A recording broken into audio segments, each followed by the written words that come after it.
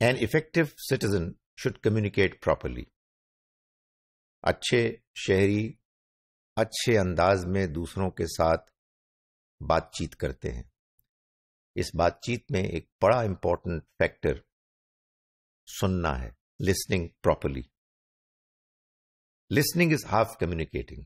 یہ اکثر ہم لوگ بھول جاتے ہیں کہ دوسرے کے ساتھ بات چیت میں، کمیونیکیشن میں، تبادلہ خیالات میں آدھا حصہ اس کا ہوتا ہے کہ ہم دوسرے کی بات سنیں.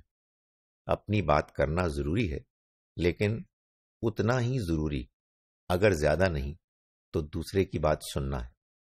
وی should listen like we want to be heard.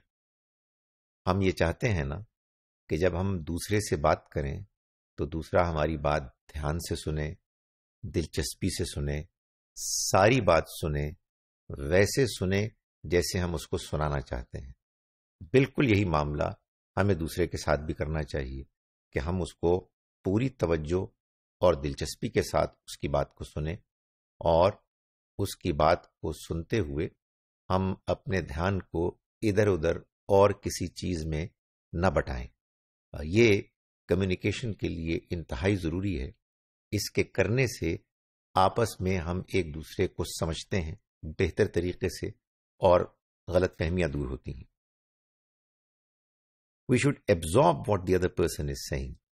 دوسرا شخص جو بات کر رہا ہے، ایک طریقہ تو یہ ہے کہ آپ نے سنا اور سن کر انسنی کی، اور دوسرا یہ کہ آپ اس کی بات کو جذب کر لیں، ایبزارب کر لیں. یہی سننے کا صحیح طریقہ ہے. یہی سننے میں اعلیٰ اخلاقیات ہیں کہ آپ دوسرے کو اتنی اہمیت دیں کہ آپ اس کی بات کو اپنے اندر جذب کر لیں.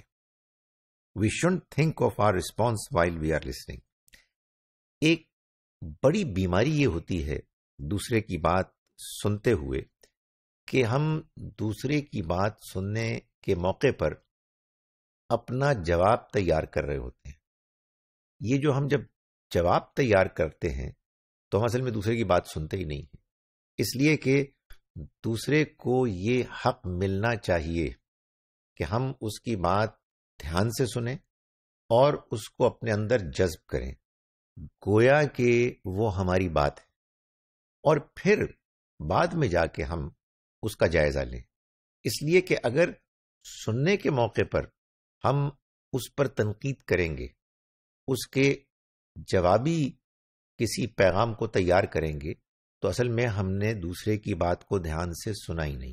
اور یقین جانیے کہ دوسروں کے ساتھ ہمارے تعلقات کی خرابی، غلط فہمی کی ایک بڑی وجہ یہ ہے کہ ہم دوسروں کی بات دھیان سے سنتے ہی نہیں.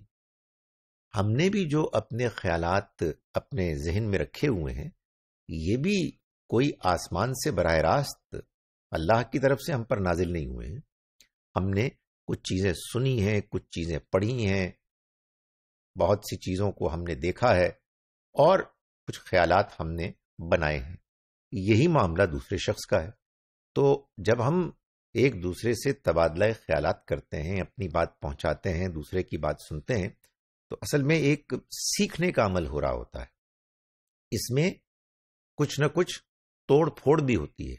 کچھ اپنی بات کو ہم چھوڑتے ہیں، دوسرے کی بات کو اختیار کرتے ہیں، اپنی بات دوسرے سے منواتے ہیں، اس سے اس کی بات چھڑواتے ہیں. اس میں کوئی حرج نہیں ہے. یہ تو اصل میں خیالات کی ترقی ہے. اسی کے نتیجے میں ہم صحیح بات بہتر سے بہتر سمجھتے ہیں.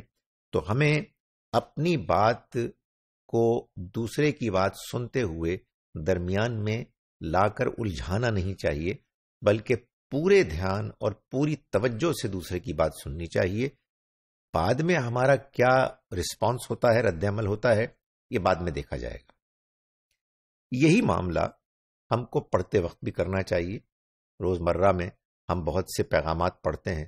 اب تو ہم ٹویٹس پڑھتے ہیں، واٹس ایپ پہ پیغامات پڑھتے ہیں، فیس بک پہ پڑھتے ہیں، وغیرہ وغیرہ.